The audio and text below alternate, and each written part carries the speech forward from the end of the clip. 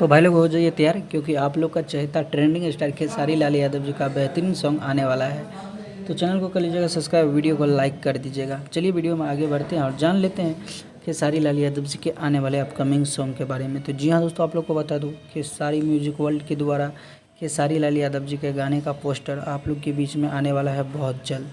जी हाँ दोस्तों, अखिलेश कश्यप जी का लिखा हुआ गाना होगा और अखिलेश कश्यप ने खुलासा किया है कि बहुत जल्दी जो है खेसारी भैया का गाना खेसारी म्यूजिक वर्ल्ड से आएगा। वैसे तो खेसारी लाल यादव जी अभी फिल्म शूटिंग में बिजी है।